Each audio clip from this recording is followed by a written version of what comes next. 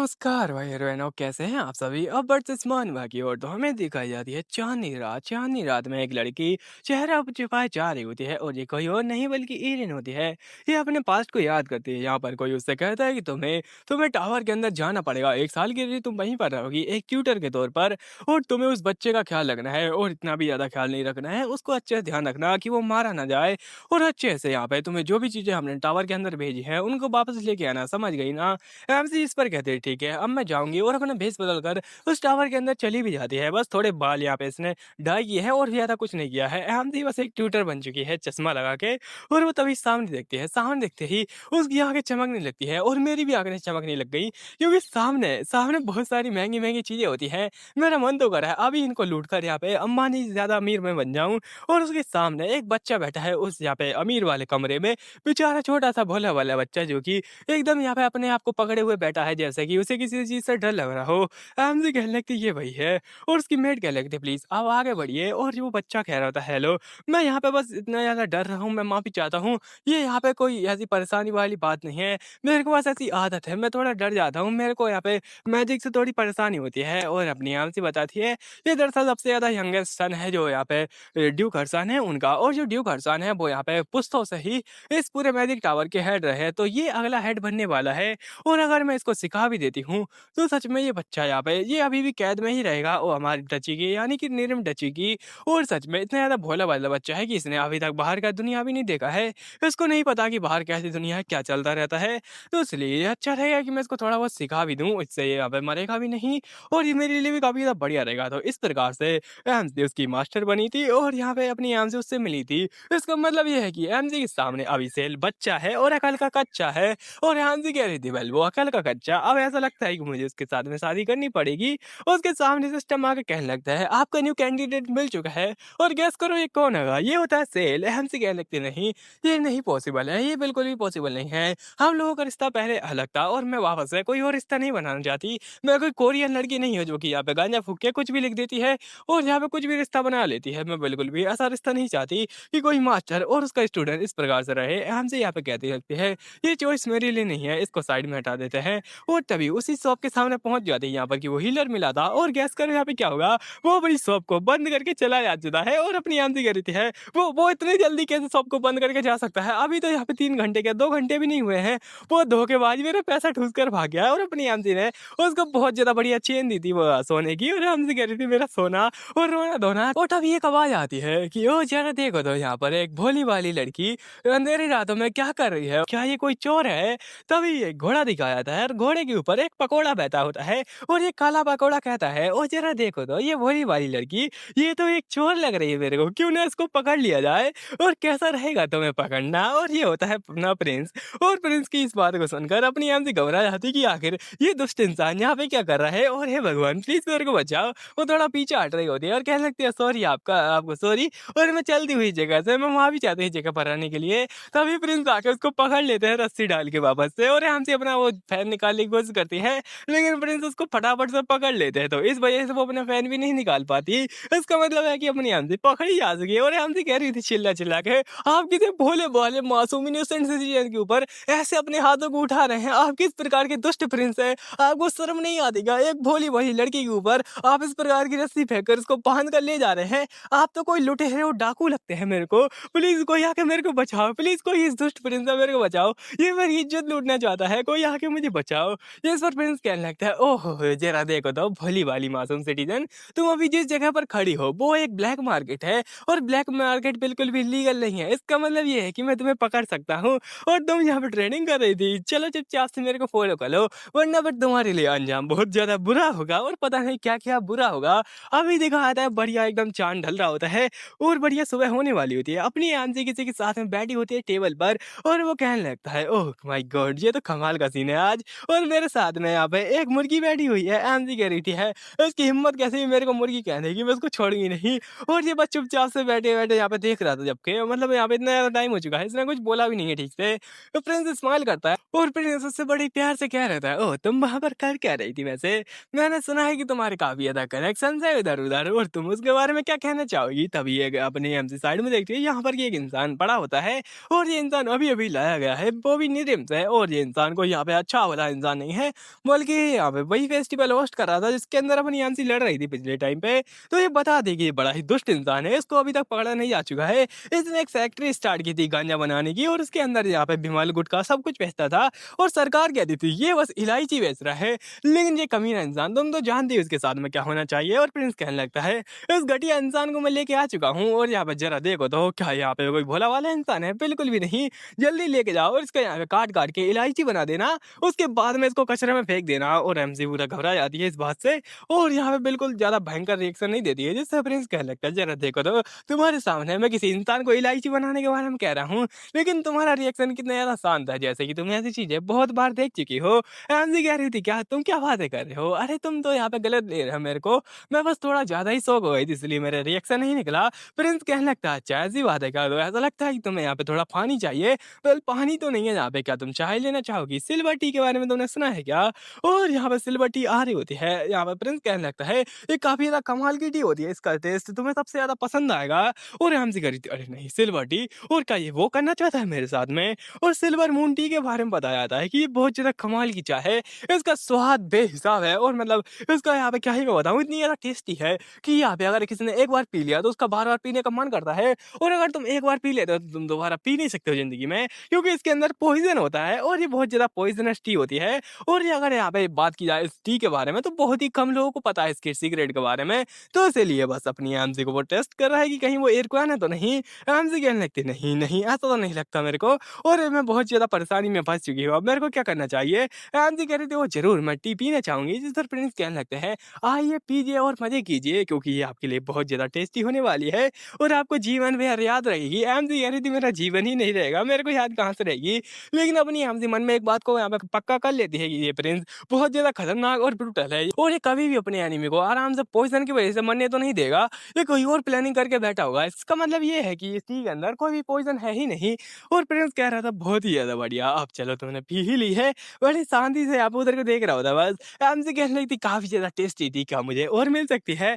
Prince कहने लगता ओ सच में तुम्हें और चाहिए। और वैसे मैं थोड़ा कंफ्यूज हूँ, तुम्हारा चेहरा एक इंसान से बहुत ज्यादा ही मिलता जुलता है और इसी वजह से मैंने तुमको पकड़ा है, और क्या ये कोई गलत फहमी हो सकती है। तुम आकर उसके ऐसे क्यों दिखती हो बार बार, तो मुझे बताओ अपने बारे में जल्दी से बताओ मेरे को। और प्रिंस कहता है अपने मन में कि मुझे जल्दी से जल्दी इस राज का पर्दाफाश करना पड़ेगा इससे पहले कि ये मेरी नसों में घुस जाए। और मुझे बात बिल्कुल भी यहाँ पे पसंद नहीं आ रही है कि ये बिल्कुल इरफाना की याद दिला रही है, पता नहीं कैसे मेरे को बार बार इरफाना की याद आ रही है।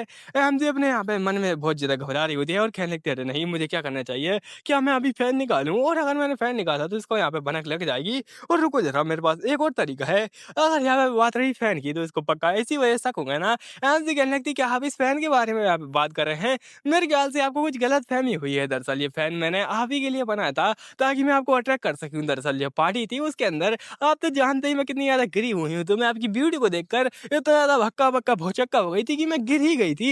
इसलिए मैंने सोचा कि क्यों ना मैं आपको भी गिराऊं, और इसीलिए मैंने बहुत ज्यादा मेहनत की और मैंने उस इंसान को ढूंढा जिससे कि आपकी राइवलरी चलती होती है और आपके बराबरी का कोई इंसान हो, जो कि यहाँ पे मिली और वो होती है इरकाना। और इरकाना को मैंने फॉलो करते हुए उसी के जैसा ड्रेसअप वगैरह कर लिया और उसी के जैसा ये फैन मैंने बनवाया, और ये काफी ज्यादा कमाल का है ना, और सच में ये काम कर गया। और इसी प्रकार से आपने मेरे को नोटिस कर लिया और ये कमाल का है ना, और सच में आपको यहाँ पे मैं अब पढ़ा सकती हूँ और ये बहुत ज्यादा अच्छा है मेरे लिए। तो प्रिंस कहने लगे, इसका मतलब ये है कि ये फैन वहाँ पर तुमने खुद ने बनाया है।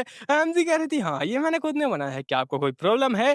और सच में मैं कोई इरकाना वगैरह नहीं हूँ जो कि आपको लग रहा होगा। प्रिंस कहने लगा चुपचाप से यहाँ से निकल जाओ इससे पहले कि मैं तुम्हें मार डालूं। एमजी पूरी घबरा जाती है। प्रिंस कहने लगता निकल जाओ यहाँ से, ये घटिया नाटक दोबारा से नहीं करना मेरे सामने वरना फिर तुम मार जाओगी। एमजी अपने पीछे कदम हटा रही है और कहने लगती ठीक है मैं चलती हूँ। और जैसे उसको मौका मिलता है फटाफट से भागने लगती है। एमजी कह रही थी बस भागो यहाँ से, इससे पहले कि अपना फैसला बदले मेरे को यहाँ से अपना फासला करने पड़ेगा। और प्रिंस पीछे से कह रहा है ये कैसा हो सकता है, पता नहीं क्यों मुझे बार बार उसी की याद आ रही है। अभी दिखाया है बढ़िया सी सुबह होती है और सुबह के टाइम पे अपनी एमसी सो रही होती है और कहने लगते हैं सुबह सुबह लेट उठने में जो मजा है ना वो कसम से यहाँ पे 100 लड्डू खाने में भी नहीं है। एमसी को बड़े लड्डू पसंद होते हैं। एमसी कह रही थी चलो ठीक है लड्डू बाद में खाएंगे, आज तो यहाँ पे मेरा प्लान है कुछ बढ़िया मोमोज वगैरह ट्राई किया जाए। जिस पर उसकी मेड आने लगती है और मेड कहने लगती है आपके लिए एक लेटर आया है और ये पता नहीं किसी अननोन आदमी ने भेजा है, क्या आपको ये पढ़ना है। एमसी कहने लगती है कौन इतने सुबह-सुबह मेरे को लेटर भेजना चाहता है। चलो देखते हैं इसके अंदर क्या लिखा है और ये लेटर दरअसल अपने सेल ने भेजा है। सेल ने लिखा होता है इसके अंदर कि यहाँ पे तुम्हारी जो ग्रैंडमदर है उनका पॉइज़न वगैरह मैंने टेस्ट किया था और उसके अंदर यहाँ पे पॉजिटिव रिज़ल्ट आए हैं।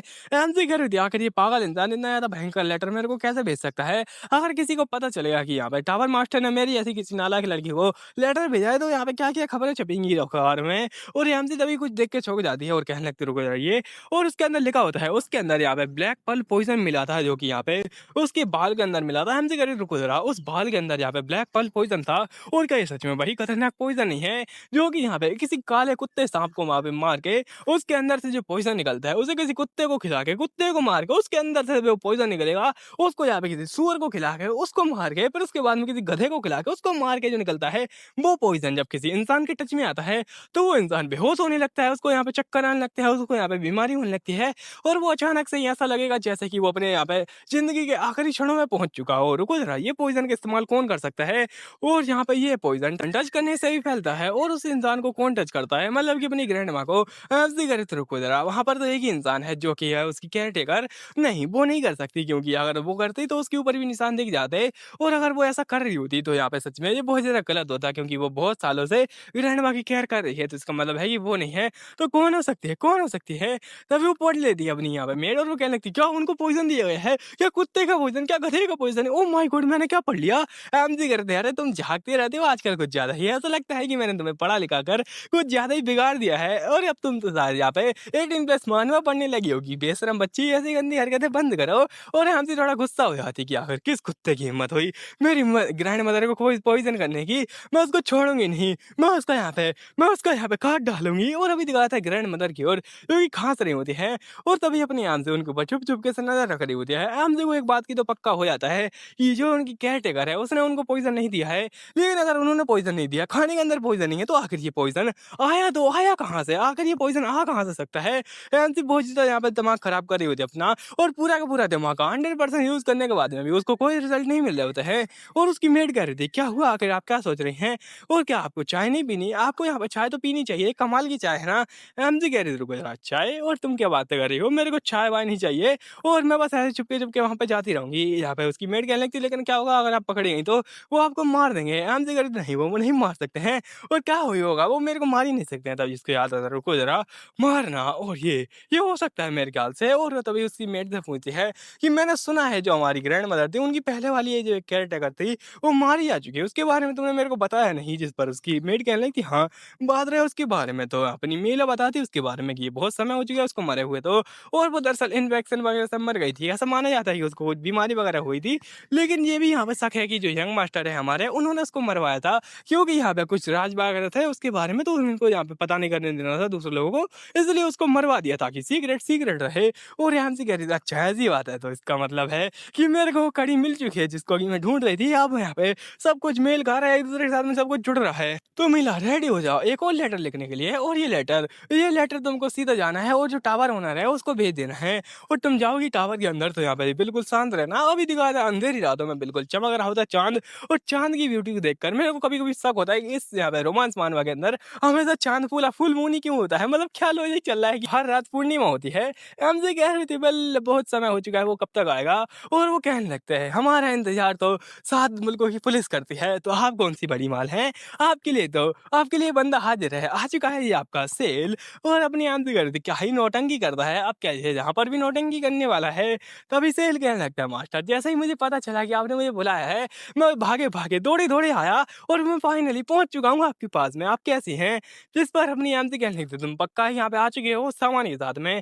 जिस पर अपना सेल कहने लगता है यस, जैसा कि आपने कहा है मैं आ चुका हूँ। तो आंटी कहने लगती चलो ठीक है अब चलते हैं और तुम्हें किसी को ट्रीट करना है और पक्के से सब करना पड़ेगा। ये पीछे से कह रहा था लेकिन मास्टर आपको थोड़ी अच्छे से प्यार से बात करनी चाहिए ना मुझसे, अभी तो मैं आया हूँ और आप यहाँ पे सीधा मेरे को काम दे रही हैं।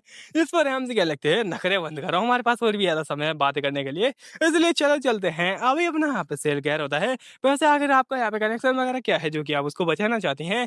एनजी कह रही थी बस तुम्हें इसको बचाना है, ज़्यादा बकवास नहीं करनी है। जिस पर वो थोड़े यहाँ पे शॉक हो जाता है सेल और सेल कहने लगते हैं क्या क्या आपका यहाँ पे कुछ रिलेशनशिप वगैरह चल रहा है इस फैमिली के साथ में? क्या आप इस फैमिली के अफेक्शन में आ चुकी हैं? क्या आप यहाँ पे इस फैमिली से जुड़ी हुई हैं? जो कि आप उसके बारे में इतनी ज़्यादा केयर कर रही हैं। अहम से उसका सीधा शांत सा जवाब देती है, ऐसा कुछ भी नहीं है। दरअसल बात ये है कि जब मैं इस फैमिली को छोड़ के जाऊँगी तो मैं नहीं चाहती कि पीछे कोई भी प्रॉब्लम ले जाए, जो कि मेरे लिए बाद में एक प्रॉब्लम बन सकती है। इसलिए मैं बस फ्यूचर का ध्यान रख के इन चीज़ों को निपटा रही हूँ, जो कि मेरे लिए अभी के लिए इम्पोर्टेंट है। इसलिए मेरा बस बातों को फ़ॉलो करो और यहाँ पे उसको हील कर दो, तुम समझ गए ना? इस पर इज़राइल कहने लगता है, ठीक है, जैसा आपका है मास्टर, और आप सच में बहुत ज़्यादा अच्छी हैं, और चलिए अब चलते हैं उस फैमिली हेड को यहाँ पे ढूँढने के लिए। और ये चले जाते हैं उसके कमरे में, यहाँ पर कि वो फैमिली हेड पड़ी होती है, और ये कह रहा होता है, हाँ, ये सच में बहुत ज़्यादा खतरनाक पॉइज़न है जो कि इनको लगाया हुआ है, और ये पता नहीं कौन इंसान होगा जो कि इनको देखे गया है। एमजे कह रही, तुम उसका एंटीडोट लेके आए हो ना? ये कहने लगता है, हाँ, ये बोतल ये मैं सीधा डाल दूँगा। एमजे कह रही थी, क्या गंदी बातें कर रहा है? वो डाल भी देता है, और वो ग्रैंडमदर यहाँ पे थोड़ा बहुत जागने लगती हैं, और अपनी एमजे कर रही थी, कब तक जागेंगे? इस पर वो कहने लगता है, अरे 5 सेकंड तो हुए हैं, थोड़ा तो इंतज़ार करो, कम से कम 5 घंटे का। और उसके बाद में 5 मिनट बाद दिखाया जाता है, ग्रैंडमा खास रही होती है, कहने लगते हो, कौन बदतमीज़ आदमी है जो कि रात में मेरी नींद खराब कर रहा है? उसको बददुआ देती हूँ, बहुत धुआँ लगा, मैं क्या ही बताऊँ। उसको बहुत ज़्यादा बददुआ देने के बाद में ये अपनी आँखें खोल के उधर देखती है, यहाँ पर की साइड में ये इंसान होता है, और ये पूछने लगती है, आखिर तुम कौन हो? इस पर अपना सेल कहने लगता है, दरअसल मैं सेल हूँ, और मैं यहाँ पे टावर मास्टर हूँ, मैजिक टावर का। आपसे मिलकर अच्छा लगा, और मैं आपकी ग्रैंड डॉटर की रिक्वेस्ट पे यहाँ पे आया हूँ। इस पर वो कहने लगती है, क्या मेरी ग्रैंड डॉटर? और अपनी एमजी भी वहीं पर होती है। एमजी कह रही है, दरअसल आपको किसी ने पॉइज़न दिया है, और इसीलिए मैं यहाँ पे जो टावर मास्टर है उनको साथ में लेके आई हूँ, और ये बहुत ज़्यादा इंपॉर्टेंट है, इसलिए आपको मैं बताना चाहती हूँ, किसी ने आपको पॉइज़न दिया है।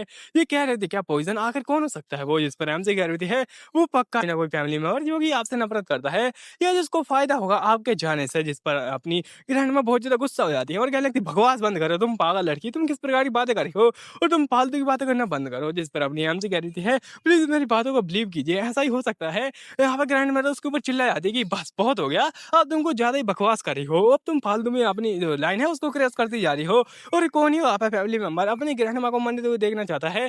ग्रैंडमा बहुत ज़्यादा परेशान होती है कि आखिर मेरी ग्रैंड डॉटर को हो क्या गया है, और क्या तुम सच में ईरिन भी हो, और तुम कौन हो आखिरकार? तुम ईरिन नहीं लगती। हमसे अपनी भोली वाली नज़रों का जादू चलाती है, जिससे कि ग्रैंडमा भी थोड़ी सो हो जाती हैं। हमसे कहने लगती है, अगर आपको भरोसा नहीं है तो खुद यहाँ पे टेस्ट कर लीजिए, लेकिन जब आपको यहाँ पे सच पता चलेगा तो आपका भी दिल टूट जाएगा, और मैं पक्का ही उस कल्प्रिट को पकड़ के रहूंगी जो भी इस चीज़ के पीछे है। और अभी दिखाया था सुबह का सीन, ग्रैंडमा शायद मान चुके हैं इसके प्लान के लिए, यहाँ पर की बटलर भागे भागे जा रहा होता है, और कहने लगता है, बड़ी खबर, और बहुत ज़्यादा बड़ी खबर। वो कहने लगता है, क्या बड़ी खबर लेके आया है बे? जिस पर वो कहने लगता है कि आपकी जो ग्रैंडमा है वो मारी जा चुकी हैं। अभी दिखाया था उनके रूम में, जहाँ पर की वही बोतल पड़ी होती है, और अपनी आम से उसी रूम में खड़ी होती है। उस बोतल को यहाँ पे भाड़ में जाने दो, और अपनी आम से पीछे देखती है, यहाँ पर की गेट खोल खोल कर वो लोग आ रहे होते हैं, और उसका यहाँ पे जो बेटा होता है, यानी कि अपनी एमसी का अंकल, वो पहले जाता है और कहने लगता है, मदर आपके साथ में ये क्या हो गया, और आप यहाँ पे कैसे जा सकती हैं? ये तो बहुत ज़्यादा बुरी बात है, आप इतनी जल्दी नहीं जा सकती। नहीं, ये कैसे हो सकता है? और सच में वैसे वो बच्चा है तो ऑब्वियसली केयर तो करेगा ही, चाहे वो यहाँ पे कुछ भी हो, लेकिन ये कह रहा होता है, आप इतनी जल्दी कैसे जा सकती हैं? नहीं, ये ऐसा नहीं हो सकता है। और तभी इसका ध्यान कहीं और जाता है, और ये लड़की उस बोतल को देख लेती है, और समझ जाती है कि ये एक एंटीडोट की बोतल है, और कहने लगती है, नहीं, कहीं इसको पता तो नहीं चल गया? और तभी ये गुस्सा होने लगती है, और कहने लगती है, तुम पक्का ही ये, और ये पक्का ही पॉइज़न है, और जो कि तुमने दिया है, तुम हमारे से पहले इस रूम में थी, इसका मतलब है कि तुमने हमारी ग्रैंडमा को पॉइज़न दे दिया है, और तुम उनको मारने वाली थी। और हमसे कह रही थी, क्या बातें कर रही हो आखिर तुम किस प्रकार की नॉनसेंस कर रही हो, और जिस बॉटल के बारे में तुम बात कर रही हो वो एक एंटीडोट है। इस पर वो कहने लगते हैं, नहीं, एंटीडोट नहीं, ये पॉइज़न ही है। और राइटर का कमीनापन देखो, मतलब जो भी कोई अच्छी कैरेक्टर होगी उसको बिल्कुल एकदम भोला-भाला और एकदम यहाँ पे क्यूट सा दिखाएगा। जो भी कोई बैड कैरेक्टर होगी उसकी शकल को एकदम बिगाड़ ही देगा। तो ये क्या दोगलापन है? क्या यहाँ पे बदसूरत लोग यहाँ पे अच्छे नहीं होते? ये किस प्रकार की नॉनसेंस है? तो हमें इसके लिए न्याय करना पड़ेगा। और ये तभी अपनी आमज़ी को थप्पड़ मार देती है, और कहने लगती है, न्याय गया तेल लेने, और चुपचाप बैठ जाओ, और यहाँ पे न्याय करेगी अब ये लड़की। और ये कहने लगती है कि क्या बकवास कर रही हो आखिरकार तुम यहाँ पे फालतू आवर ब्लॉग आ रही है मेरे ऊपर, जबकि मैंने कहा है ना वो एंटीडोट था, और उनको पॉइज़न दिया गया है, लेकिन लेकिन यहाँ पे मैंने नहीं दिया है, और मैं उनके लिए एंटीडोट लेके आई थी, और मैं इस बात को साबित कर सकती हूँ, अगर तुम मेरे को उस बॉडी को एग्जामिन करने दो। इस पर उसके अंकल भी गुस्सा हो जाते हैं, और कहने लगते हैं, क्या बात कर रही हो आखिरकार और चुपचाप से यहाँ पे इसको ले जाओ कोई, और उसका मुंह बंद कर दो, आखिर क्यों चिल्ला रही है ये? और मैं फैमिली होने के नाते इसको परमिशन देता हूँ कि तुम ये कर सकते हो। इस पर फटाफट से बटलर आता है, और पता नहीं पट्टी कहाँ से लेके आया, अपनी आंटी का सीधा मुंह बंद कर देता है, उसके हाथ बांध देता है, और ये अंकल कह रहे होते हैं, अब तुम्हें कोई नहीं है बचाने वाला, अब तुम्हारा क्या होगा, तुम्हें निकाल दिया जाएगा इस फैमिली से, तुम्हारा काम तमाम। तुम्हारी हिम्मत कैसे हुई हमारी ग्रैंडमा को पॉइजन देने की? और अपनी आंटी ऐसी शांत होती है, और ग्रैंडमा भी बिल्कुल शांत होती है, इन दोनों का कुछ भी यहाँ पे चल नहीं रहा होता है। और कुछ समय बाद दिखाया था, इन्होंने सारा मामला सेटल कर दिया था, और ये रोजी नाम की बच्ची कह रही थी, हमें फ्यूनरल कब रखना चाहिए, जिस पर अंकल कह रहे थे, क्या फ्यूनरल? और बात की जाए फ्यूनरल के बारे में, तो वो बच्ची कहने लगती है, पहले आपको तो पता ही होगा, हमारी पागल सी यहाँ पे ईरिन ने एक फेक फ्यूनरल लगा था जिसके अंदर कोई नहीं आया था, तो इसका मतलब ये है कि हमारी रेपुटेशन और भी ज़्यादा खराब हो जाएगी अगर हम लोग ये फ्यूनरल बाहर रखते हैं। इसका मतलब ये है कि हमें ये फैमिली के अंदर ही रखना पड़ेगा। इस पर अंकल कहने लगते हैं, हाँ, ये बहुत ज़्यादा बढ़िया रहेगा, हमारा खर्चा भी बचेगा, और यहाँ पे पैसा पैसा तो वैसे ही यहाँ पे कम रहेगा, जिस पर वो कहने लगती है, "यस, यस, ये बहुत ज़्यादा अच्छे प्लान है।" तो ये लोग फैमिली के अंदर ही उसका फ्यूनरल रखने वाले हैं, जिस पर रोज़ी कहने लगती है, "ठीक है, आप जाइए और आप फ्यूनरल की तैयारी कीजिए, मैं बटलर के साथ में आती हूँ।" और ये दोनों चले जाते हैं, बटलर इसके सामने ही होता है, कुछ समय बाद ये कमरे में आती है और बटलर भी इसके पीछे ही होता है। बटलर कहने लगता है, "मिस माय लेडी, क्या आप यहाँ पे सही हैं? क्या आपको यहाँ पे पक्का से यकीन है कि ये ठीक चला होगा?"